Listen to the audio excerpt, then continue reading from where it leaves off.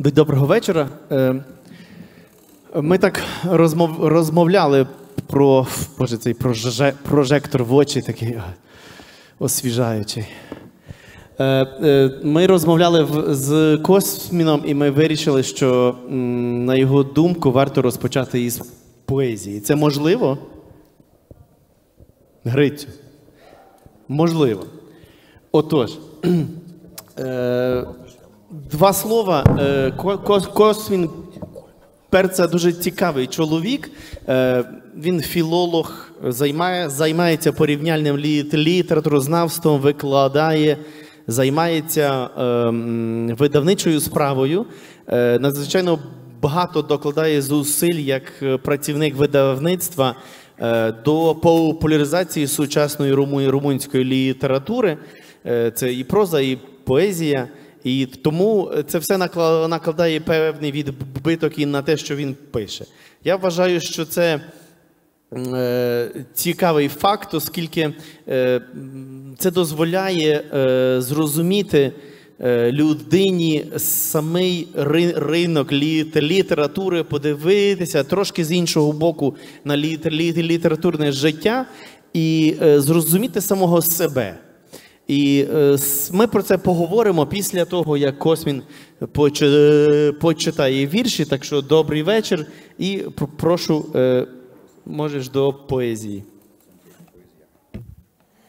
Bună seara! Vă mulțumesc foarte mult pentru invitație. Добрий вечір, дякую вам за запрошення. O să vă citesc câteva poeme sociale și câteva poeme de dragoste. Я вам прочитаю декілька соціальних поем і декілька поем про любов. Primul poem cu care o să încep este un poem e un poem social pe care l-am scris în momentul în care un foarte bun prieten de-al meu a murit de cancer. Першу поему соціальну я написав тоді, коли помер від раку мій найкращий друг.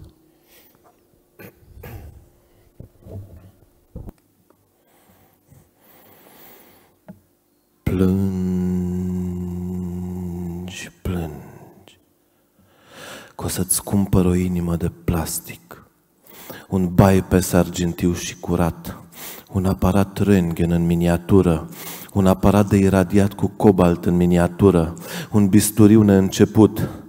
Plângi, plângi, sub temelia casei ascund pentru tine grămezi de pastile de lemn, un delfin, o coadă de elefant, 3 potârnic și o gâscă de diamant. Plângi, plângi, cam să-ți dau o mică mască de gaze, un cocktail molotov, o piele ninsă de tigru peticită cu zibelină, un deget tăiat, o mitralieră, un fruct unsuros, o pijama purtată, o ceapă, un picior de maimuță, o labă de rinocer, un sutin mic pictat pe un cercel, o primă nenorocire. Exact. Plângi, plângi. O să mă împrumut peste tot și o să-ți cumpăr o meșă frumoasă din păr de cămilă, un rinichi, un ficat, 3 doctori care să te opereze de polipi la colon. Plângi, plângi, te vei îmbolnăvi de cancer, vei mânca cianură, vei bea cianură, vei respira cianură, vei vomita cianură. Voi cumpăra bilete la teatru, la rodeo, la balet, vom merge la operă și la cinema. Vei crăpa, inima ta va crăpa. Plângi, plângi. 1.000.000 de sicrie în cap în exact 162 de pagini de carte. 1.000.000 de morți în cap în exact mintea mea. Îi voi cumpăra, o voi cumpăra pentru tine. Plângi, plângi. O să-ți cumpăr un președinte, un parlament, o școală, asfalt pe care să calci. O să-ți cumpăr șosete cu care să calci pe asfalt, cu care să te duci la doctor, în care să-ți miroasă picioarele. O să-ți cumpăr o pajiște numai a ta, în care să crești avioane sălbatice, să îmblânzești moartea. Plângi, plângi, o să-ți cumpăr moartea, să te urci pe ea, să o călărești pe ea, să o numești pe ea, să-i spui: Mirabela.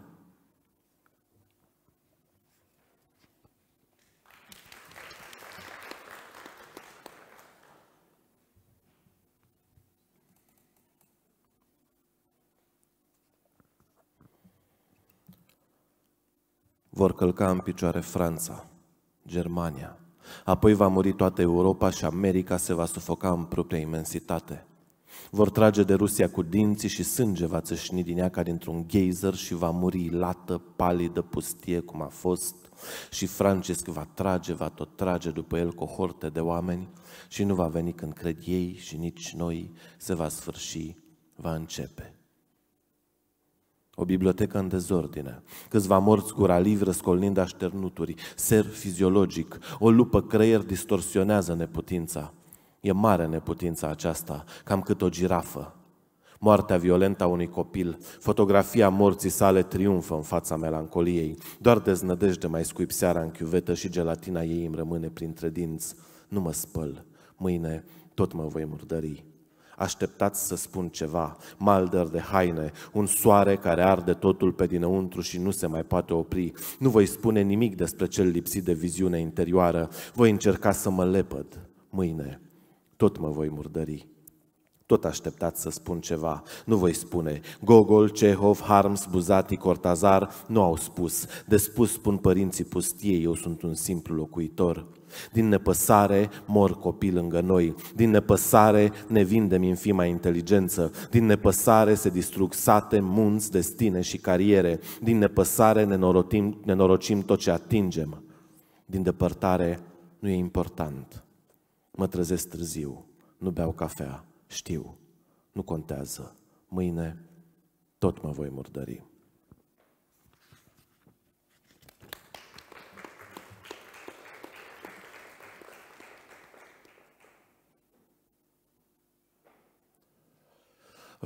Acesta este un poem pe care l-am scris imediat după atacul de la Charlie Hebdo și de fapt este un poem dedicat tuturor celor care vin în Europa pentru a face atacuri teroriste. Цю поему я написав після того, як відбувся теракт в Європі, і він описує життя тих людей, які приходять для того, щоб робити якісь терористичні акти.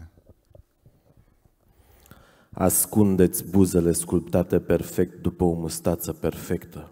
Ascundeți chelia sub o căciuliță verde superbă. Ascunde-te pe tine sub numele unei minunate familii, iepure de ianuar, lepădătură de stradă. Ascundeți frica sub coviltirul puterii mărunte. Nu arăta nimic din ce ești ca nici să nu poți fi. Fii prieten cu gândacul de bălegar și ridică-ți tronul din excremente. Îngroapă-te în el ca într-un pat cal cu cearșafuri curate și miros de apretat. Urăște-te pe tine și orice formă de expresie liberă. Urăște libertatea și dragostea. Fii invidios pe orice formă de succes și de bucurie. Linșează în public pe toți prietenii care ți-au făcut confidențe. Spune că ești de unde nu ești. Vinde tot ce nu ai. Încrede-te în trădători pentru că sunt ca tine. Jelește vii și laudă morții. Nu lăsa nimic curat neatins de mâna ta băloasă. Plânge-te, plânge-te mult până îi vei convinge și pe ceilalți de nemernicia ta.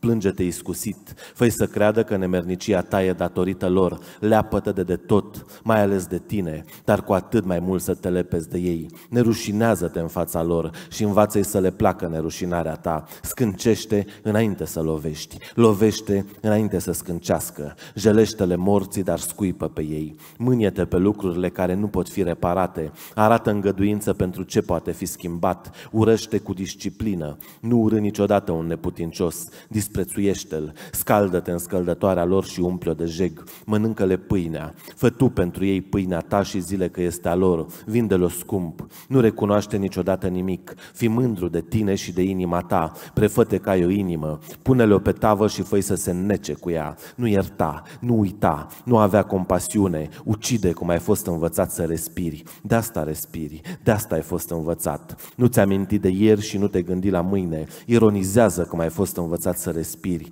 de asta respiri, de asta ai fost învățat. Folosește mereu 3 gloanțe, nu unul. Unul greșește întotdeauna. Introdu în gloanțele tale în loc de praf de pușcă dreptatea, praful magic ce te va călăuzi. Trage gloanțele tale în plămâni ca pe un praf al dreptății și îndreaptă-le asupra aproapelui tău bicisnic. Fă-l să cadă în genunchi, nu vei greși. Leagă-te numai de tine și de ai tăi și nu vei greși. Nu accepta diferența.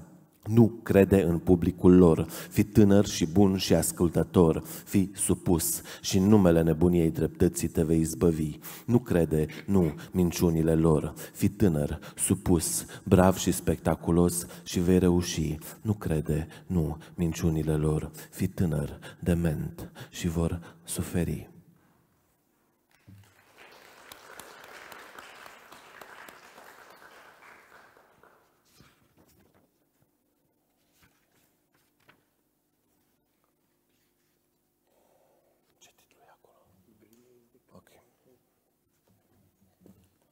Este un poem mai lung și este în mare parte un poem autobiografic.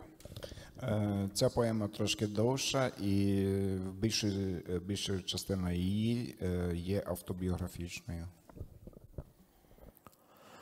Mă îndepărtez cu repeziciune. În curând voi fi prea departe pentru a mă putea întoarce în timpul vieții acesteia și nici nu mai pasă dacă dincolo e ceva.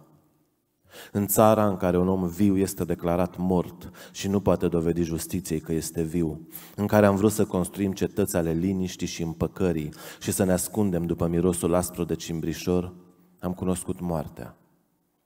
Rezervele mele de curaj și de rezistență sunt tot mai puține, tot mai lungi privirile mele aruncate înapoi, tot mai mari regretele și mai neputincioase mișcările. Mă trezesc uneori din somn asudat, mă rostogolesc ușor la vale printre mălini și vântul împrăștie betalele bezmetice prin tot părul. Să spargem o ușă, un tabu, un canon, o vitrină, să spargem ceva în ființele acestea atât de deprinse cu rutina și umilința, să spargem imaginea despre lume, să developăm, să devoalăm imaginea unui câine schingiuit atârnat cu o sfoară de grinda din tavan, adevărata realitate. Să nu ne mai ferim de cuvinte, să nu mai fim ipocriți, să nu ne mai prefacem că nu ne mai pasă, că nu se poate face nimic. Prea multe imagini ale câmpiei sfârșitului, cu oameni mici și egali făcând același lucru la nesfârșit. Fericiți, atât de fericiți, atât de insensibili, atât de abrutizați. O societate care își ucide inadaptații, o mulțime care își sufocă revoltații și își urmărește cu sete de sânge marginalii și iarăși eu în lumea aceasta, subversiv prin vocație, marginal prin acțiune și neacceptare. Văzusem o fotografie cu niște copii strângând fânul pe dealuri. Eu între 9 și 14 ani, nicio rămășiță nu a mai rămas din lumea aceea în această nouă lume a violenței. Nici o memorie exactă care să aline imaginea unui sfârșit odios. O familie ruptă, un destin incert, câteva sute de cărți ce se plimbă prin oraș ca o extensie a unui corp aproape înfrânt.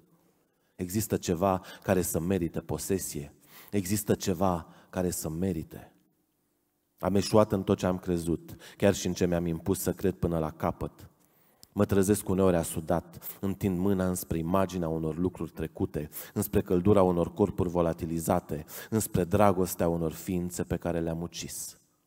Pulverizată, imaginea mea în toată încăperea odată cu respirația, întind mâna și nu mai e acolo nimic. Să spargem limbajul și suferința, să spunem ce credem, să ne exhibăm pentru a nu ne pierde, pentru a ni se face rușine, pentru a nu mai ucide, a nu mai... Țândări de sticlă sub pielea din palme, candelabrul mare și frumos din palat a căzut și s-a spart. Orbecăim în genunchi pe podea, niciun miros, niciun foșnet. O bătaie de inimă ce se aude tot mai distant undeva, ascunsă, înspăimântată, să nu poți ajunge la ea. O femeie în plină putere care flutură ca un steag de război să stai la distanță. Verdele e culoarea speranței. O femeie chicotind doar pentru ea, tulburarea e de la tristețe, o dragoste excepțională de parcă intrase dracul în ea, o femeie bună sau o femeie rea? Perpetua suferință este ireversibilă, așa cum în vechime pentru poeți dragostea pentru natură era. Blândețea care te ademenește și te întunecă, care te rupe în zeci de fragmente fără de sens, privești tulburat, dar tulburarea e de la tristețe. Un aventurier înfrânt la pensie, verdele e culoarea speranței și pentru pensionari? Nici o reflexie serioasă și nici o aprofundare apropo de război și cruzime. La ce bun? Totul, în fine, este un bun al nostru, ne aparține. Complet ignorant. Probleme serioase, simple deturnări de la viață, plimbări prin întreprinderi comunale, detururi menite să-ți rupă picioarele. Toate problemele din lumea noastră sunt ascunse în bătăile inimii. Diamante pentru maimuțe. Nu vorbim de păcat, nu atingem aspectul moral al chestiunii, umor politicos, precizie și uscăciune, o siluetă nemișcată între două felinare pe pajiște. Până la urmă, cineva te trage înăuntru, fă-le pe plac, lucrurile nu mai pot fi schimbate. Un ciclist singuratic, nu mai poți ocoli. Se întâmplă în multe feluri.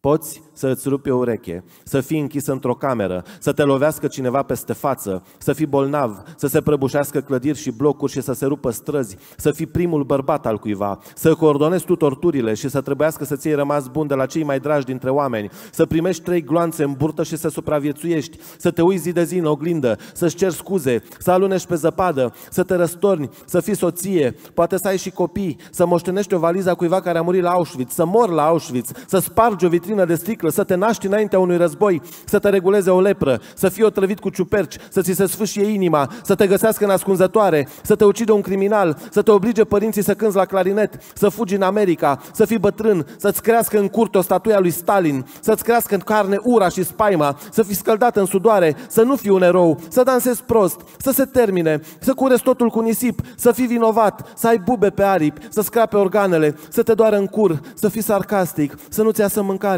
să plângi, să fii singur, să nu-ți crești copiii.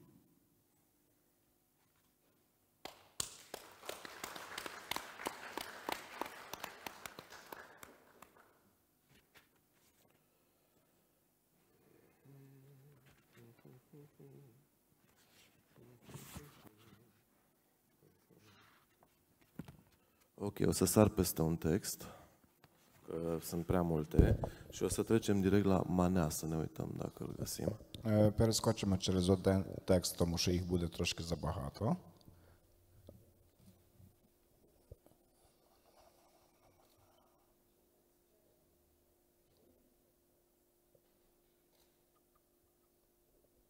Nu, era interesant. Перед цим.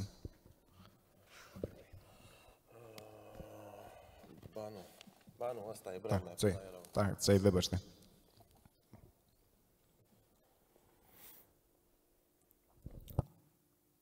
Toți avem momente în care ne gândim serios și vedem limpede adâncimea. Tuturor ni se face frică în fața neputinței, a eșecului premeditat, a liniei subțiri dintre ceva și nimic. Am făcut pentru un experiment o hartă cerebrală și am notat pe mici secțiuni ale creierului. Aici este locul în care învăț să mă bucur. Aici e locul în care plâng. Aici e locul în care vreau să mor repede.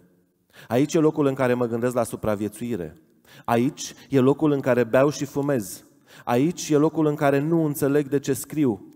Aici e locul în care îmi pare rău. Aici e locul în care mi-aș fi dorit să fi fost altceva. Aici e locul în care am o casă. Aici e locul în care nu am nimic. Aici e locul în care țin minte primul sărut. Aici e locul în care iubesc. Aici e locul. Aici ești tu. Mai bine nu vorbi despre tine. Mai bine continuă-ți proiectele în tăcere. Mai bine taci de tot. Mai bine nu vorbi deloc. Mai bine nu ai exista. Mai bine ai face ceva bun cu viața ta. Asta nu am mai scris în harta mea cerebrală. Și nu e vorba despre lipsă de ambiție sau de putere și nici de închipuire sau de ratare nu este vorba, ci despre o pasăre uriașă care acoperă cu aripile tot cerul deasupra, despre un țipăt strident care îți umple urechile de la primele ore, despre sentimentul de abandon, despre trezirea într-o lume pe care o înțelegi parțial, la care nu te poți racorda, cu care nu poți comunica, care mereu așteaptă ceva ce tu nu mai poți da, niciodată n-ai putut da. Nu despre mine sau tine e vorba, ci despre sute ca mine sau tine. Nu despre lipsa mea și neputința mea și neînțelegerea mea și inadaptarea mea și frustrarea mea și durerea mea și dragostea mea și spaima mea și liniștea mea, ci despre cei care nu le pot exprima. Acum multă vreme, undeva într-un tren mi-a spus cineva: când simți că nu mai poți, uită-te la lume cum te-ai uitat prin geamul trenului ăstuia. Mi-am făcut o hartă cerebrală și am notat pe mici porțiuni ale creierului tot felul de spaime. Într-o părticică am scris mărunt, ilizibil: aici e locul în care nu o să mă întorc niciodată.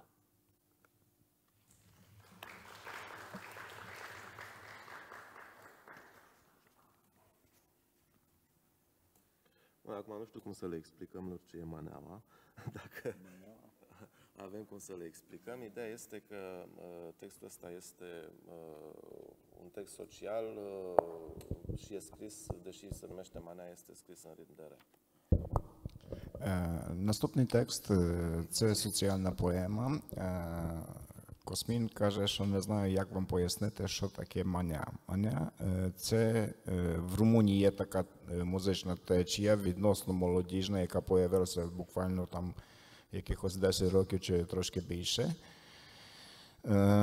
Своєрідна така вулична музика, яка, в принципі, ну, по великому рахунку приходить і зникає з музичної арени. Це рахується як щось таке не зовсім культурне, не зовсім якісне, низькосортна музика, своєрідна попса, як ми називаємо тут деякі пісні або навіть цілі там течії. Однак хочу, щоб ви почули про цю музику.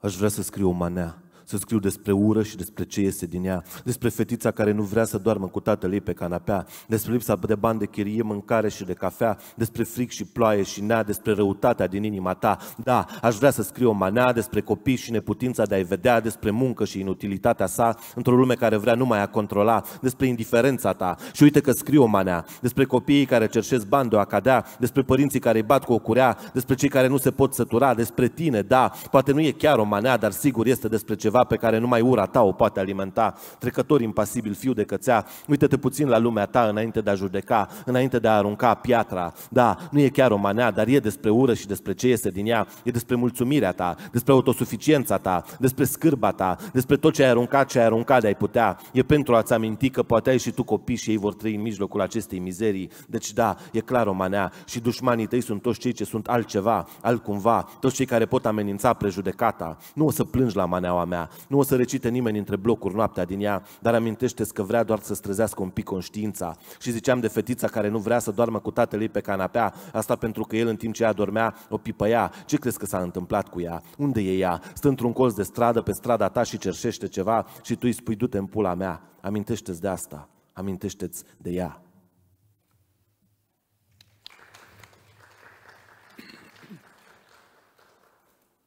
Bun, acum să trecem la poemele de dragoste. Добре, тепер перейдемо до поем про любов. Cred că ăsta e primul.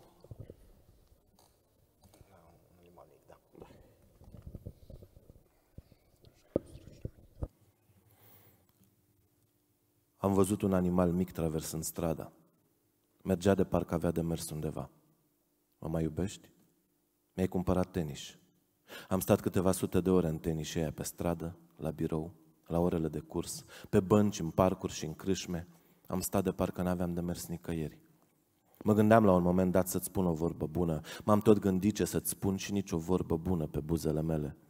Știi, când aveam 6 ani, m-a scos mama în oraș să-și facă poze cu mine. De parcă știa că băiețelul acela nu va supraviețui, că trebuie cumva păstrată măcar imaginea lui. Am urmărit animalul acela mic câteva zeci de metri. Chiar părea că știe ce face și l-am invidiat. Un arici pe stradă, un arici bătrân și obosit, uriaș, plângea. M-am culcat cu ariciul pe piept și el speriat și eu insomniac. Ne-am conectat cumva și am adormit. Mi-ai zis că am sfărăit și eu și ariciul. S-au rupt tenișii de la tine și put îngrozitor, deși îi mai port soare sau ploaie. Cred că animalul mic și sălbatic e cel care nu are unde și de ce să se ducă. Mă mai iubești? Mâine o să arunc tenișii ăștia, dar azi mai țin. Sunt așa de greu de deslipit de picioare.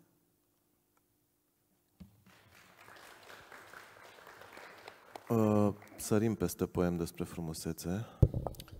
Перескочимо через поему про красоту. Și peste poem despre spaimă. Також через поему про страх. Și sărim la flashback. І переходимо на флешбек.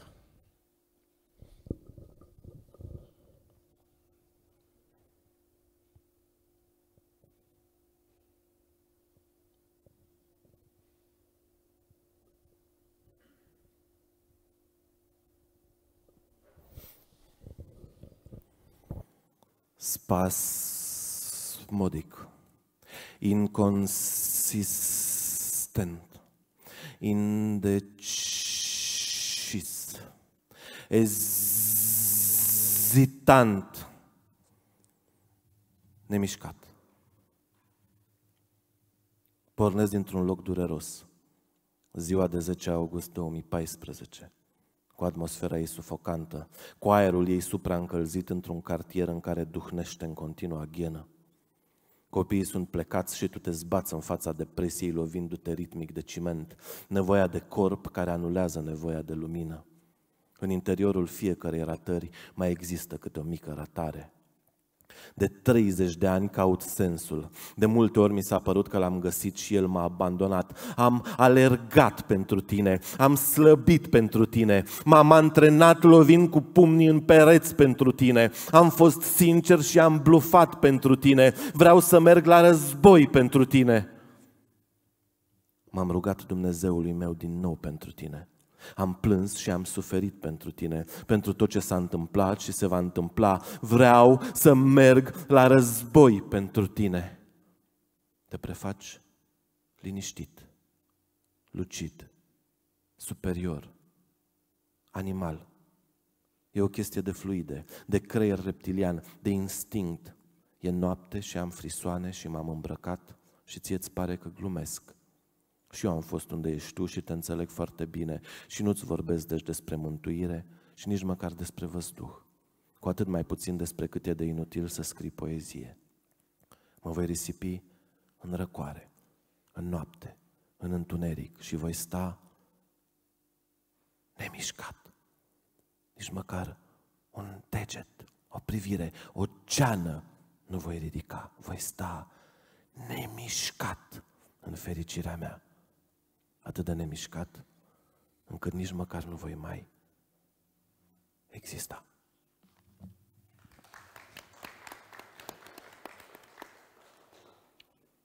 Și la final, Little Song, acolo e o variantă scurtă. O să citesc varianta un pic mai lungă. І в кінці коротка пісня. Ви побачите переклад скорочену версію, я прочитаю трошки довше. Asta e un poem scris în engleză pentru că l-am scris special pentru un festival de performance de la Londra, de asta e în engleză. Цю поему я написав англійською мовою, тому що я її написав спеціально для одного фестивалю, який відбувся в Лондоні. Și e gândit ca un cântec pentru copii, cântat de copii sau versuri pentru copii. І ця поема задумана як пісенька, дитяча пісенька або пісню для дітей.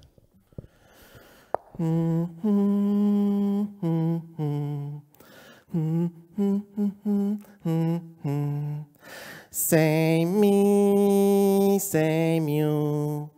Fuck everything we do.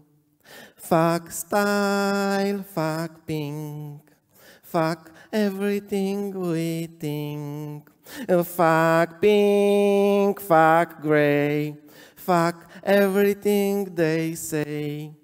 Same shit, same cow. Fuck everything is now.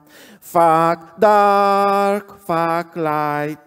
Fuck all who want a fight. Same shit, same fear. Fuck everything is near.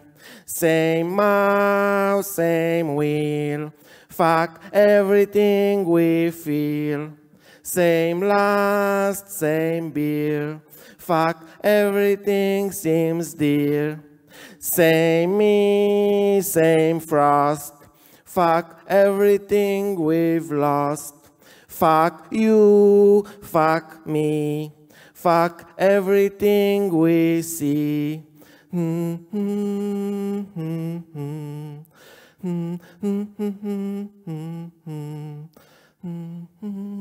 Thank you.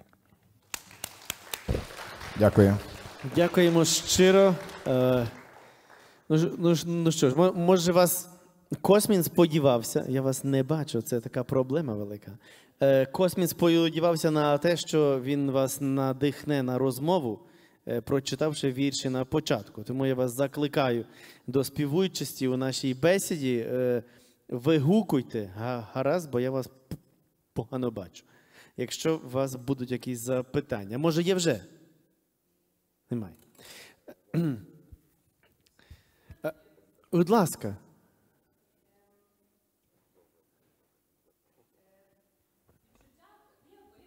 Давайте так, голосно.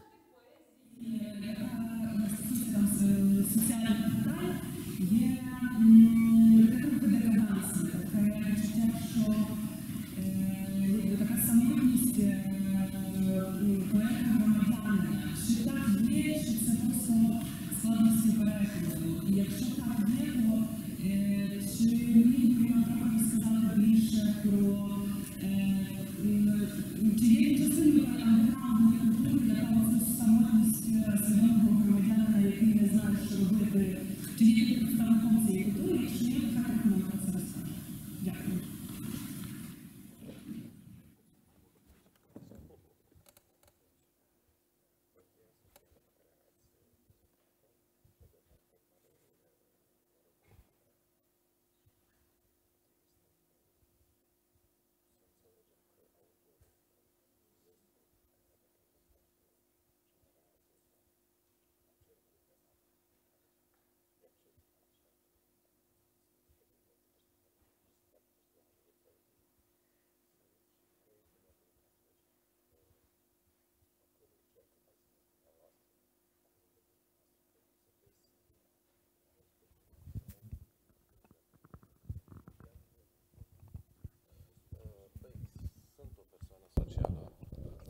Я є соціальною особою.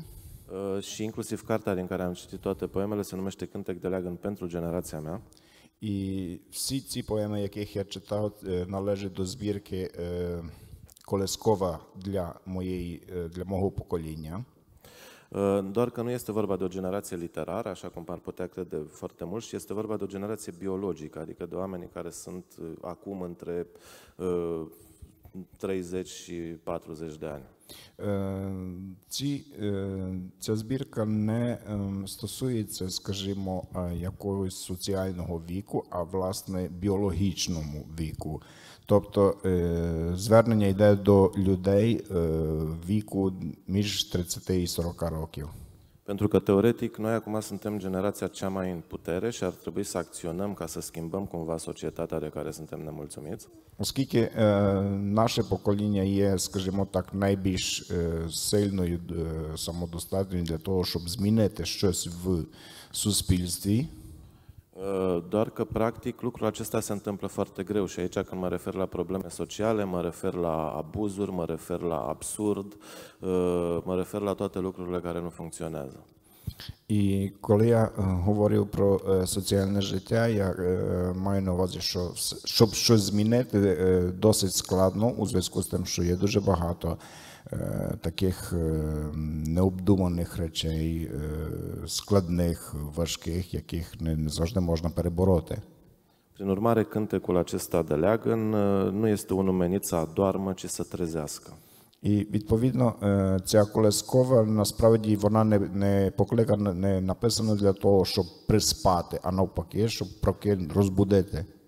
Pentru că este un răspuns direct la tot ce este în neregulă în jurul nostru. Un răspuns poetic, literar, direct. Тому що це є пряма відповідь до того всього, що відбувається в суспільстві, є своєрідним закликом перевернути і змінити все.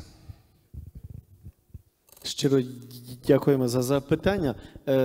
Говорячи про поезію, ніколи не можна оминути якихось подробиць її творення, функціонування. Ну, може, часом такі якісь різні складні речі ми говоримо, але це важливо. І ось я побачив для себе інший аспект. Якраз занотував про цю самотність, так? Про цей дискомфорт соціальний, який проглядається крізь текст Косміна. А ще інша річ, котра мене зацікавила, коли я знайомився із перекладом українським, це його, як це сказати, багаторівневість, багатоповерховість тексту. Мабуть, що будь-яка добра поезія володіє такою особливою рисою. Але не кожен це так увиразнює. Не кожен може так це підкреслити і показати, настільки змішати якусь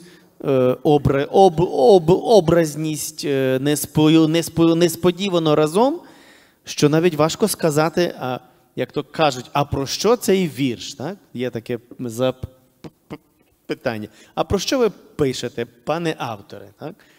А ось чи питалися Косміна, про що він пише? Це соціальне, це любов, це політика.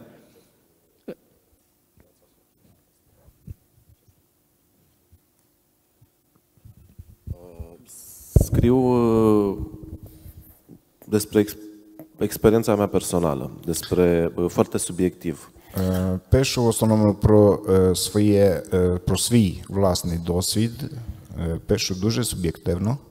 Despre experiența mea în întâlnire cu tot ceea ce se întâmplă în jurul meu, de la familie, societate, relații amoroase, prietenie și așa mai departe. Până la urmă, totul este filtrat prin interiorul propriei mele biografii. Пишу все з власної точки зору, з власного досвіду, що стосується мої відносини з родиною, з суспільством, з якихось там любовних зв'язків, чи все, що відбувається навколо мене, я все це фільтрую через себе і видаю. Pentru că poezia, spre deosebire de proză, e foarte complicat să nu fie o experiență ultrapersonală. Ea este mereu o experiență personală. Тому що поезія, на відміну від прози, є надто складною для того, щоб просто не пропустити через себе, через свою душу.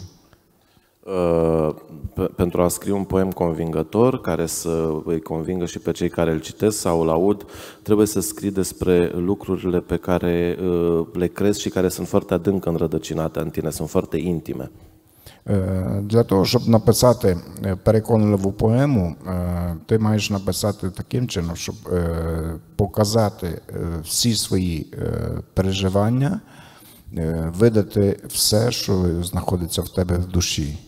Pentru că altfel nu poți da sentimentul de autenticitate, nu-l poți face pe cel care te citește să te creadă și cititorii de obicei sunt foarte inteligenți, așa că e greu să-i păcălești. Завжди треба так написати, щоб переконати читача, тому що читач зараз інтелігентний, начитаний, і його переконати досить складно, не маючи якусь там свій талант. Тобто, все ж таки, треба докладати багато зусиль для того, щоб видати нормальну, хорошу поему. În proză nu e nevoie de asta, dar în poezie tipul ăsta de falsitate, când vorbești despre lucruri pe care nu le-ai experimentat direct, se simte imediat. В прозі не так, на відміну від поем, коли ти маєш переконати, що ти відчув, пережив то все, що ти описав. Tocmai pentru că este un limbaj foarte direct. Însă, chiar dacă experiența mea este subiectivă și personală, totodată înglobează, ca să spun așa, o grămadă de caracteristici generale care se aplică foarte multor categorii de oameni. Одночасно, описавши свій досвід, все ж таки в моїх поемах є своєрідний така підсумок того всього, що я пережив, прожив, і подаю своїм читачам для того, щоб переконати їх у тому, що дійсно реально я то пережив. Deoarece experiența mea este personală, dar ceea ce o provoacă până la urmă sunt niște sisteme externe care acționează nu doar asupra mea și asupra celorlalți, așa că efectele sunt uneori asemănătoare la mine și la cei care mă citesc.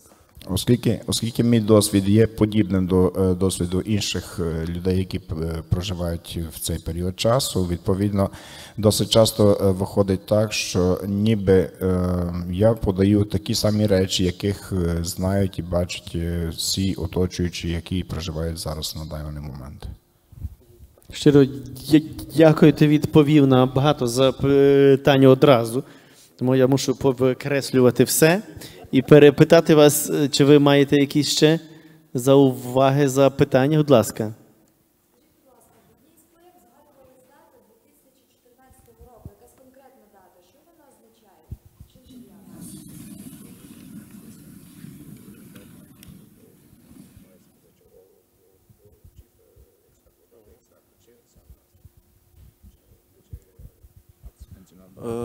E un moment în care am trecut printr-una dintre cele mai cumplite depresii din viața mea. A fost un moment în care m-am îndepărtat foarte tare de propria familie, a și urmat un divorț după aceea, dar a fost o perioadă în care eram pur și simplu incapabil, pentru că aveam foarte multe anxietăți, n-am putut să ies din casă timp de aproape 6 luni. Це був дуже важкий період в моєму власному житті. Я переживав дуже такий складний період часу. Були такі собі неприємні моменти, навіть пов'язані з моєю сім'єю, після чого навіть я розлучився. І через свої переживання, через свій стан, порядку півроку я навіть боявся виходити з хати в люди. Тобто я замкнувся в собі. Дякую. Ще раз. Інша справа. Ще хтось хоч... Прошу, пана. Ага. Зле бачу вас.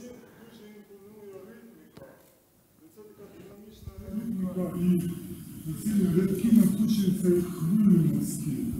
І вони питання, мені так нагадував Вільсберг його поему, так як він теж писав в такій стилістиці, так, типовично. Але питання, чи в румунській поезії хтось пише в такому плані, звідки це йде отака ритміка, джерелами.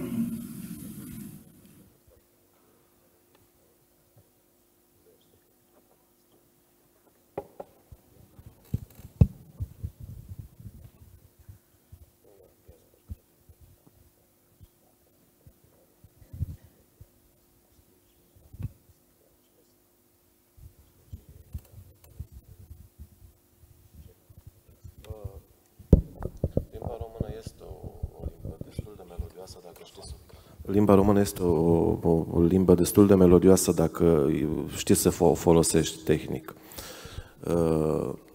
Румунська мова є досить мелодійною мовою, якщо ти, звичайно, вмієш нею користуватися. Când am început să scriu poezie, în adolescență, pe la 14-15 ani, credeam că tehnica este foarte importantă și aveam dreptate. Коли я почав писати поезії в юності, тобто десь в віці 14-15 років, я вважав, що техніка є дуже важливою, і потім я зрозумів, що я правий.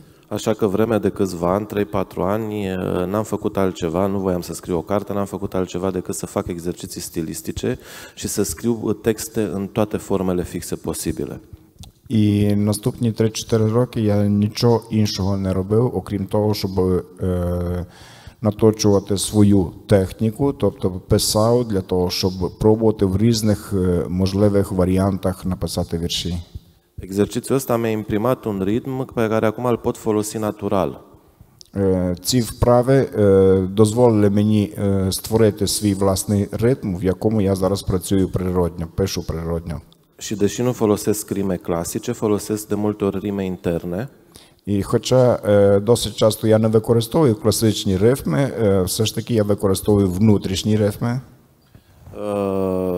Și textele în care folosesc cele mai multe astfel de artificii tehnice sunt de obicei texte care sunt menite pentru a fi recitate, pentru a fi citite la microfon, așa cum există în cartea asta și texte care au fost scrise pentru a fi citite de pe foaia de hârtie, pentru că ar fi plictisitoare la lectură. Через свій стиль написання я почав писати так, щоб ці вірші могли бути прочитані з мікрофоном, або деякі з них написані так, щоб їх можна прочитати чисто з аркуша паперу. Дякую. У мене запитання, оскільки в нас ми завершуємо фестиваль, Румунія у нас почесний гість, я дуже радий з того приводу, повторюю вже який раз. Я би хотів просити, щоб Космін розповів, як він торував собі шлях у літературу, які книжки в нього вийшли, і які відгуки на ті книжки були в періодиці, так мовити, у літературному світі.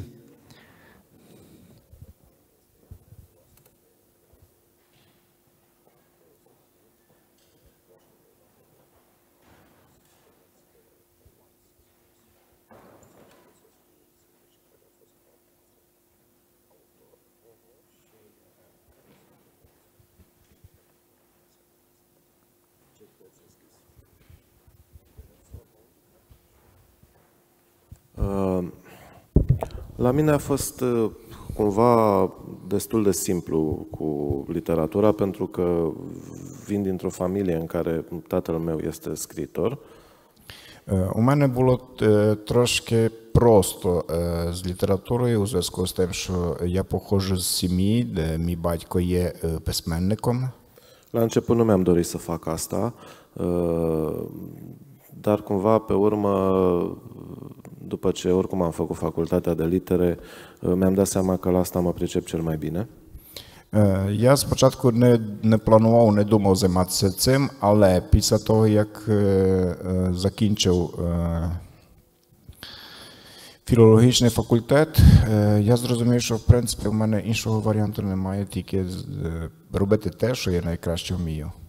Așa că ceea ce a început ca un joc a ajuns să fie un destin. І то, що почалося своєрідною грою, переросло в своєрідну долю. Primele texte cred că sunt destul de vreme, adică țin minte că primul jurnal, de exemplu, îl scriam pe la 6-7 ani. Перші тексти, яких я писав, мабуть, почалися досить рано. Пригадую, що перший журнал, який я написав, газету, журнал, першу статтю, яку я написав, meni було десь 6-7 rokів. Iar primele texte de proză fantastică, cu animale vorbitoare și așa mai departe, le scriam prin clasa a 3-a, a 4-a și învățătoarea mă punea să le citesc în fața clasei.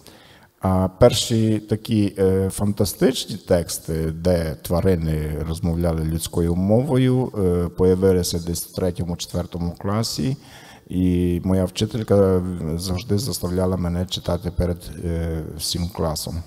Dar, repet, era doar un joc, nu-mi doream să fac asta. În schimb, îmi plăcea atenția pe care mi-o dădeau ceilalți, tocmai pentru că eram foarte ciudat printre ei. Я знову ж таки повторююся, це була для мене своєрідною грою. Я не планував цим займатися в майбутньому, однак мені дуже подобалася увага з боку оточуючих, як вони на мене дивилися, тому що я був якось інакшим, ніж вони, якимсь дивним. Așa că, până la urmă, literatura m-a păcălit. І так виходить, що в кінцевому результаті все ж таки література мене обманула. Piața literară din România pot să spun că este foarte diversă la momentul de față. Стосовно румунського літературного ринку, можу сказати, що він є дуже різноманітним. Se scrie în toate genurile posibile, sunt și autori foarte tineri, foarte buni, sunt și autori consacrați deja, și femei, și bărbați. Є дуже багато авторів, як молодих, так і вже досвідчених з великим ім'ям. Є чоловіки, є жінки. Așa că sunt convins că cineva care vrea să caute ceva în literatura română, ceva anume, cu siguranță găsește. І якщо хтось хоче щось пошукати в румунській літературі, я переконаний, твердо переконаний, що знайде обов'язково. A durat puțin, au fost câțiva ani după Revoluția din 89 până când literatura română să se racordeze la literatura europeană. Були необхідні декілька років для того, щоб румунська література підтягнулася до рівня європейської літератури, мається на увазі після революції, яка відбулася в 89-му році. Dar acum sunt foarte bucuros că autorii români încep să iasă în afară, să fie invitați la festivaluri în toată lumea. Але тепер я дуже радий, що румунські автори починають виходити за межами границь, державних границь, тобто вони вже запрошуються і беруть участь в різних фестивалях європейських. Cărțile lor să fie traduse și să aibă succes și în afară. Їхні книжки перекладаються іншими мовами і друкуються за кордоном. Și să avem candidați la premii literare importante de la, nu știu, Herder la Nobel. І мати такі навіть номінанти в таких дуже відомих премій, як Herder і Nobel. Așa că acum zic că este un moment foarte bun pentru literatura română, sper să nu îl pierdem. Я вважаю, що зараз ми маємо дуже хороший момент для румунської літератури, і я надіюся, що ми не втратимо свій шанс. Дякую. Чи є ще запитання? Будь ласка. Ви як поет-письменник маєте усвідомлювати, що ваші твори, ваші особисті розділи, які записані словами, він так чи інакше буде впливати на наші душі. От назвав, що дійсно, і можливо її світові читачі, і це тут назвав. Ваше бачення і тут насправді вашу працю.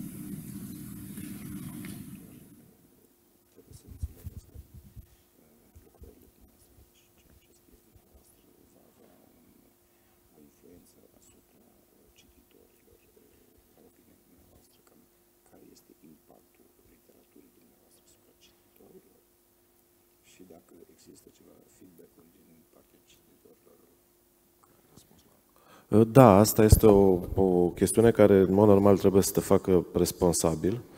Та, звичайно, це така річ, яка заставляє тебе бути відповідальним. Doar că literatura nu este un curs, nu este o lecție, nu este un mesaj moral. Але література це не курс, це не лекція, це не якесь моральне наставлення. Și fiecare receptează literatura în modul său foarte personal. І кожен сприймає літературу у свій особистий такий бік. Pentru că fiecare reacționează la ceva anume, adică există niște declanșatori la care cineva reacționează. Тому що кожен реагує на певні речі, на якісь там, умовно кажучи, збудники, на що вони реагують. Așa, niciodată nu știi care vor fi efectele literaturii tale. І відповідно ніколи не можеш знати, які будуть ефекти твоєї літератури. Și cred că nu este sănătos să te gândești la asta, pentru că atunci de cele mai multe ori te-ai oprit din scris. І думаю, що це нездорово задуматися і зациклитися над цим, тому що ти просто перестанеш писати. Cât despre mine, pot să zic că sunt într-o condiție foarte bună în momentul de față și literatura mea e destul de populară, mai ales în rândul publicului tânăr. Що стосується мене, я вважаю, що зараз стою на досить хорошій позиції, я знаходжуся в досить хорошому становищі, що мої твори мають досить велику популярність, особливо серед молодого покоління. Adică nu-mi dau seama ce se întâmplă în mințile lor, nu-mi dau seama ce le place de fapt, dar îi văd că sunt acolo de fiecare dată când am lecturi și văd că îmi cumpără cărțile. Я не знаю, що твориться в їхніх головах, в їхніх розумах, що саме їм подобається з моєї творчості, однак мені приємно бачити, що вони завжди є присутніми на читаннях, що вони купляють мої книжки. Și cum nu mă interesează să transmit mesaje, pentru că nu sunt un guru, cred că e mai sănătos doar să vezi asta de la distanță, pentru că până la urmă cărțile au viața lor. Оскільки я не передаю якісь там повідомлення, якісь меседжі, я не вважаю себе якимсь гуру, наставником, то для мене важливо, щоб все ж таки люди читали, і ці книжки, яких я видаю, вони все одно мають своє життя, яке не залежить від мене. Дякую. Ще є запитання? Що цікаво для мене особисто, я думаю, що і вам. В кожній літературі є якийсь чи стиль, чи якийсь корпус текстів, які є традиційними. Тобто є традиція. Так? Що є традиційною літературою, поезією, в першу чергу, в Румунії? І який твій стосунок до цієї традиції, чи ти її заперечуєш, перетворюєш, як ти ставишся до неї?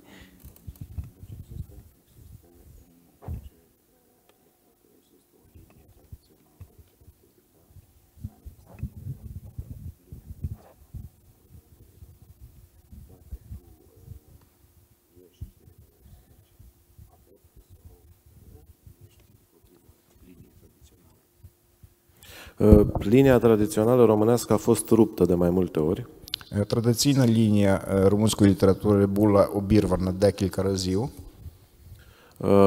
Ca să o iau așa din timpuri foarte vechi, am avut o linie destul de solidă la mijlocul secolului al XIX-lea până spre sfârșitul secolului al XIX-lea de literatură clasică. Якщо взяти з давніші часи, в Румунії дуже сильною літературною лінією вважалася в середині 19 століття і до кінця 19 століття, що вважається румунською класикою. Autori care sunt și acum foarte influenți și foarte citiți și jucați în teatre și așa mai departe. Автори, які до сих пір зберігають свій вплив над наступними поколіннями, їх читають до сих пір, їхні твори ставлять як п'єси в театрі чи в фільмах, як сценарій для фільмів. Linia aceasta a fost întreruptă la un moment dat de foarte puternice mișcări de avangardă. Ця лінія була обірвана дуже сильними рухами, авангардними рухами, care au început să se manifeste undeva imediat după Primul Război Mondial, epoca lor de glorie fiind între cele două războaie. Які почали проявлятися дуже інтенсивно, дуже сильно, власне, після Першої світової війни і до Другої світової війни. Тобто в цей міжвоєнний період найбільше чітко проявлялися. Asta era o linie care era cumva paralelă cu cea a literaturii clasice și moderne. Це була своєрідна паралельна лінія класичної і сучасної літератури. Dar era foarte influentă și toată lumea credea că literatura română va merge într-acolo. І вона мала дуже великий вплив, і всі чомусь то вважали, що румунська література буде йти далі цим напрямком. Doar că după 1947 a venit ocupația rusă. Але після 1947 року, коли прийшла окупація, російська окупація, мається на увазі радянська, Și literatura română a fost pur și simplu decapitată. і румунську літературу практично позбавили голови, відрізали голову. Singurii, adică noua doctrină fiind evident aceea a realismului socialist. Єдиною доктриною це був соціалістичний реалізм, тобто оспівували Așa că urmează 20 de ani de literatură foarte proastă în România. Так що наступні 20 років були роки дуже поганої румунської літератури. După 68, Ceaușescu cumva deschide, cel puțin teoretic, dă mai multă libertate autorilor. Після 68-го року Чаушеску нібито відкрив трошки двері авторам, тобто ніби дав їм трошечки можливості писати більше. Și desfințează oficial cenzura. І ніби офіційно він закриває цензуру, chiar dacă ea mai funcționa. Хоча вона існувала, працювала. Dar scriitorii încep să prindă curaj și literatura română începe ușor să se reinventeze. Але письменники потихеньку починають набирати сміливості, починають потихеньку все більш і більш відкриватися. Și totul culminează cu anii 80, în care un grup destul de mare, câteva sute de scriitori foarte tineri și împotriva sistemului, descoperă postmodernismul. І це завершується в 80-х роках, коли дуже велика кількість письменників, поетів з Румунії відкривають для себе постмодернізм. Ei nu au fost publicați până în 1989 sau au fost publicați doar în antologii, nu aveau libertatea de a publica. Вони не друкувалися до 89-го року чи пізніше, або могли дехто з них публікуватися, але знову ж таки тільки в збірках разом з іншими авторами. Dar cei mai mulți dintre ei, pe lângă că erau niște autori foarte buni, erau și niște minți teoretice foarte bune, care au creat o foarte bună tânără generație de scriitori. Але вони, окрім того, що вони були хорошими письменниками, вони були дуже хорошими теоретиками, які потім заклали фундамент для наступних поколінь письменників. Și după 1990 au început și ei să publice și au devenit mici staruri locale. Після 90-го року вони почали вже також видавати свої твори і почали стати своїми такими місцевими зірками. Și după 90 este momentul în care literatura română încearcă cumva să ajungă din urmă literatura europeană pe care o pierduse având o pauză, un blocaj de aproape 50 de ani. Після 90-го року румунська література намагається якось прирівнюватися до європейської чи світової літератури, намагаючись наздогнати те, що опустили протягом тих 50 років, коли література була заблокована. Descoperă literatura autobiografică, literatura conceptuală. Відкривають для себе концептуальну літературу, біографічну літературу. Și începe să se diversifice totul. І все починає урізноманітнюватися. Iar acum, la generația cea mai tânără din România, în momentul de față, cred că curentul cel mai pregnant este postumanismul. І я вважаю, що зараз, власне, ці молоді письменники, автори, які є в Румунії, які пишуть на даний момент, вони дійшли до постмодернізму. Postmodernism, вибачте. Bun, eu unde mă plasez în toată povestea asta, nu pot să zic că urmez o linie teoretică sau dogmatică. Я не можу сказати про себе, що я дотримуюся чіткої якоїсь тільки єдиної лінії теоретичної або догматичної. Îmi place să jonglez cu multe elemente din mai multe tipuri de a înțelege literatura. Мені подобається жонглювати різними елементами для того, щоб розуміти як найкраще літературу, Creându-mi până la urmă propria formulă și propriul stil. створюючи кінець кінців свою власну формулу і свою теорію. Dar, cel puțin în proză, în poezie e mai complicat. În proză pot să spun că îmi plac foarte mult, adică îmi place foarte mult ceea ce se numește autoficțiune. Що стосується прози, в поезії трошки складніше. В прозі мені подобається те, що зараз називається автофікцією. Iar în poezie, cred că sunt mai atras de poemele sociale și de poemele performative. А в поезії все ж таки вважаю, що мене більше притягує соціальна тема і перформанс. Дуже дякуємо за екскурс. Ще одне у вас є ще якісь запитання? Добре. Гукайте. Якщо щось, ми вже доходимо до кінця. Останній день нелегкий, як завжди, але насичений гарними текстами і цікавою розмовою. Одне наостанок запитання, чи перекладалися іноземними мовами твори Косміна, де виходили книжки, публікації, який у нього міжнародний досвід, і взагалі, можливо, чи він би міг приблизно окреслити, якими мовами найчастіше перекладаються румунські автори, не лише його власні твори.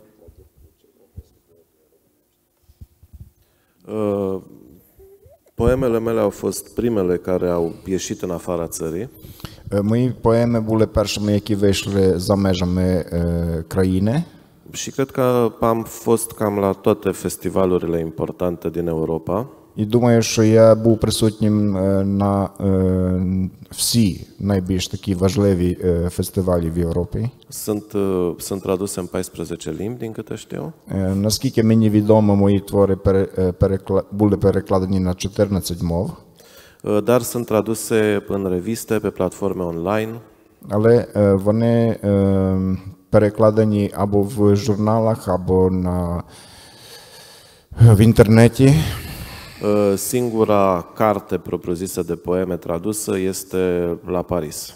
Єдина книга, яка була перекладена і видана, це було в Парижі. O experiență foarte interesantă a fost în America de Sud. Дуже цікавим досвідом було в Південній Америці. Unde am fost în Mexic, Columbia, Peru și am mai fost undeva, Nicaragua. Де я був в Мексиці, Перу, Нікарагуа і Колумбії. Invitat la unele dintre cele mai mari festivaluri ale lor și a fost un șoc pentru un autor european. Я був запрошений на одного з найбільших їхніх фестивалів, і це для європейського автора це був шоком. Pentru că nu de puține ori aveam în față un public de 3.000-4.000 de persoane. Бо багато разів перед мною були слухачі, десь кількості 3-4 тисячі. La ei poezia e văzută ca muzica rock. У них поезія прирівнюється до музики рок. Proza a început să fie și ea cunoscută și au început să existe traduceri după ce în 2014 am luat premiul de cel mai bun tânăr prozator. Проза також почала перекладатися, і це почалося десь після 2014 року, коли я отримав премію як найкращий молодий автор. Dar la proză lucrurile se mișcă un pic mai greu, așa că de-abia anul viitor o să apară primele cărți publicate. Але в прозі все рухається набагато повільніше, ніж в поезіях, і відповідно, я думаю, що перша книга вийде наступного року. Așa că la anul o să îmi apară un roman în Serbia, Croația, Bulgaria și Ungaria. Так що наступного року вийде один мій роман в Сербії, Хорватії, Угорщині і Болгарія. Eu sunt unul dintre cei mai întârziați care au ajuns mai târziu să fie traduși și publicați în afară. Я належу до тих, які запізнилися в плані того, що перекладалися твори за кордоном. Dar există deja câteva zeci de autori români care au fost traduși destul de bine, mai ales în Europa de Vest. Але є дуже багато румунських авторів, які дуже добре перекладалися в Західній Європі. Unii dintre ei au și câte 3, 4, 5 cărți publicate, traduse. Деякі з них мають і по 3, 4, 5 книжок перекладених і виданих. Și au fost destul de bine primiți în afară. І їх прийняли дуже добре за кордоном. Дякуємо. На жаль, мусимо завершувати нашу розмову. Щиро дякую Косміну за те, що приїхав до Львова. І ми завершуємо нашу останню зустріч в рамках місяця авторських читань. Дякую, дорогі друзі. Ще раз Космін Перца, давайте його привітаємо, наш останній румунський автор. Дякую надзвичайно Юркові Завадському за те, що багато зустрічей промодерував. Дякую Миколі Грищуку за переклад. Дякую вам і до зустрічі. Незважаючи на цей прожектор,